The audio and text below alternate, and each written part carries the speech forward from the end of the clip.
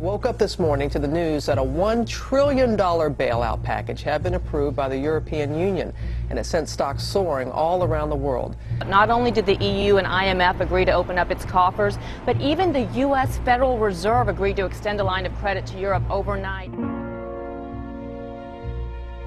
Deadly riots breaking out in Greece over the government's plan to avoid defaulting on its loans. And just last night, the Fed made a particularly important bailout decision.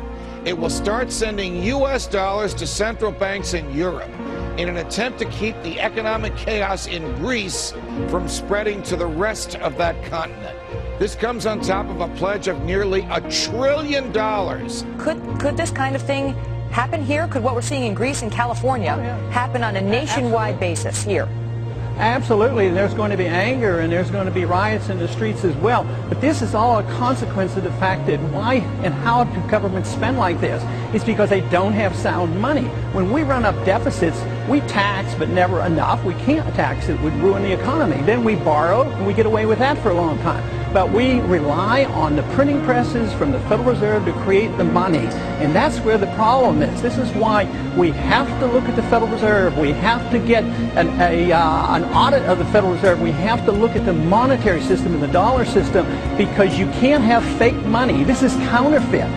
Quigley reveals that these men aim to create a world system of financial control in private hands, able to dominate the political system of each country and the economy of the world as a whole. It may resolve itself in some type of a global currency crisis.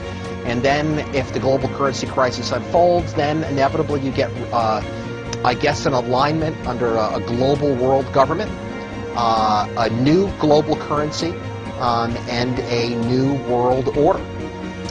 So we may be moving towards that. I think that a kind of orderly progression towards using other reserve currencies, maybe the creation of one by the IMF, is something that, whether the U.S. likes it or not, I believe is likely to happen. Now the UN is backing a plan to change all of that and create a new global currency. We're actually quite open to that suggestion, but you should think of it as rather evolutionary, building on the current architecture, rather than moving us to global monetary union. Good evening, everybody. President Obama and British Prime Minister Gordon today calling for a new world order to tackle our global economic crisis.